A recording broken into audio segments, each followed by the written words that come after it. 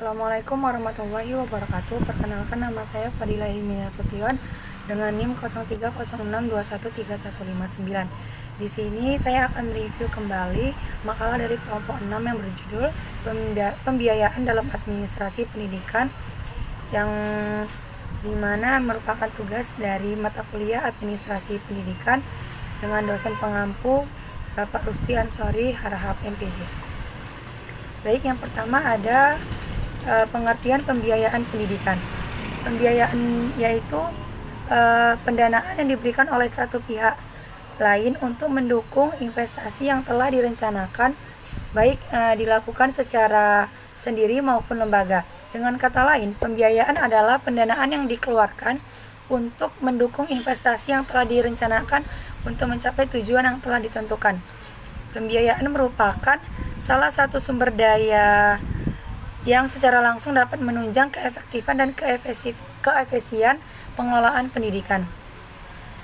Menurut Supriyono, biaya adalah pengorbanan ekonomis yang dibuat untuk memperoleh barang atau jasa. Secara bahasa, biaya dapat diartikan sebagai pengeluaran.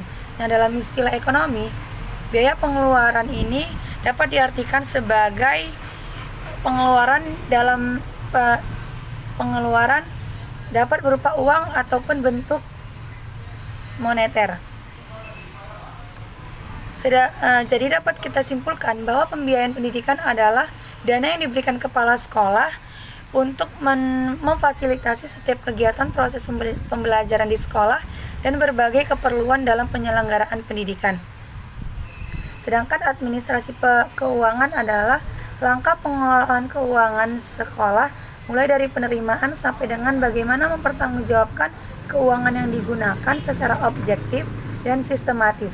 Jadi administrasi keuangan adalah sebuah analisis terhadap sumber-sumber pendapatan dan penggunaan biaya yang diperuntukkan sebagai pengelolaan pendidikan secara efektif dan efisien dalam rangka mencapai tujuan yang telah ditentukan. Selanjutnya ada jenis pembiayaan pendidikan. Yang pertama ada biaya langsung. Biaya pendidikan langsung ini merupakan biaya penyelenggaraan pendidikan yang dikeluarkan oleh sekolah, siswa, dan keluarga siswa.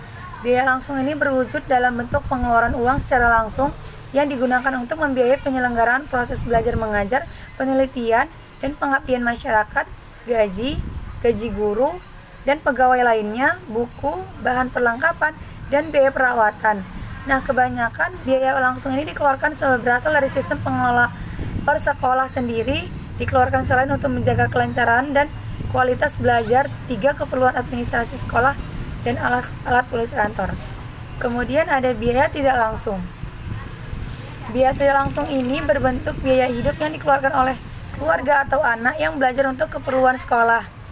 Biaya ini dikeluarkan tidak langsung digunakan oleh lembaga pendidikan, melainkan dikeluarkan oleh keluarga, anak, atau yang orang mempertanggungjawabkan biaya peserta didik dan mengikuti pendidikan. Selanjutnya ada konsep pembiayaan pendidikan.